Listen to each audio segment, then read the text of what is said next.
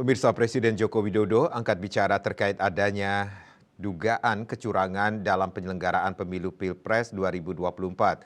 Jokowi pun menghimbau semua pihak untuk tidak terus-menerus meneriakkan adanya kecurangan pemilu.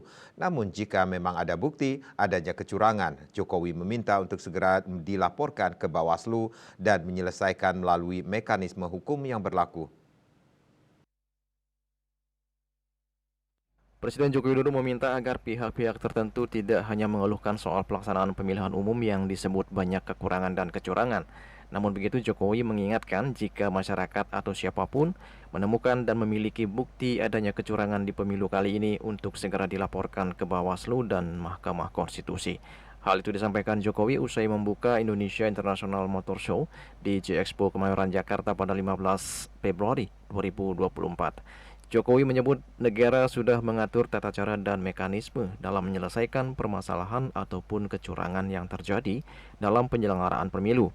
Lebih lanjut, Jokowi mengatakan dalam pelaksanaan pemungutan suara di setiap TPS sudah ada saksi dan pengawas yang berasal dari perwakilan masing-masing calon, partai politik, KPU, Bawaslu, aparat, dan masyarakat umum, sehingga potensi adanya kecurangan dalam proses pemungutan suara sangat kecil terjadi.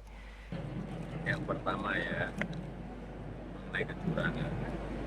Caleg itu ada saksi di TPS, partai ada saksi di TPS, capres, cawapres, kandidat ada saksi di TPS. Di TPS ada Bawaslu,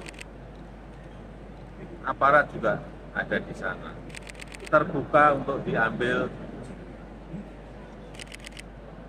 gambarnya.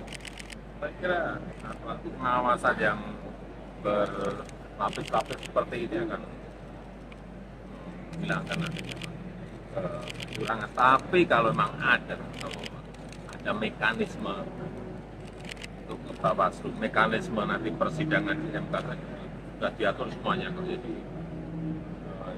janganlah teriak-teriak kecurangan. Ada bukti langsung bawa ke Bawaslu, ada bukti bawa ke MK. Ya. Juli Suwarte dan Ketut Sumadiasa melaporkan.